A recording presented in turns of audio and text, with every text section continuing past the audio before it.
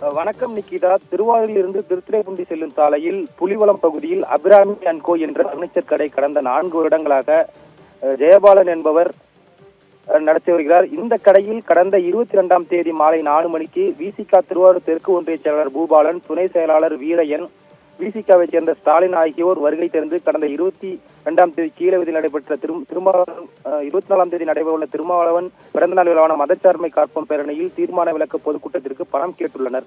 அப்போது கடையில் வேலை பார்த்த பெண் ஊழியர் உரிமையாளர் கடையில் இல்லை, வெளியூர் சென்று விட்டார் என்று கூறினார். அதற்கு அவரிடம் தொலைபேசி எண்ணை வாங்கிக் கொண்டு அவரிடம் பணம் கேட்டு மிரட்டியுள்ளனர். அப்போது அவர்தான் வெளியூரில் இருப்பதால் நேரில் வந்து சந்திக்கிறேன் என்று கூறி இணைப்பை துண்டித்துள்ளார்.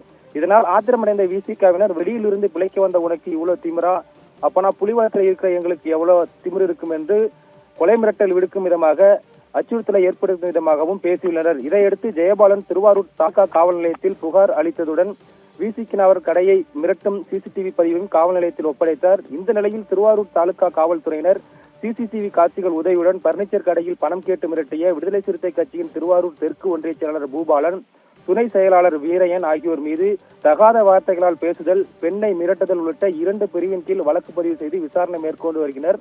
குறிப்பாக திருமாவளவன் பிறந்தநாள் விழா பொதுக்கூட்டத்திற்கு பணம் கேட்டு மிரட்டிய சம்பவம் அப்பகுதியில் பெரும் பரபரப்பை ஏற்படுத்தியுள்ளது. நிக்கிதா.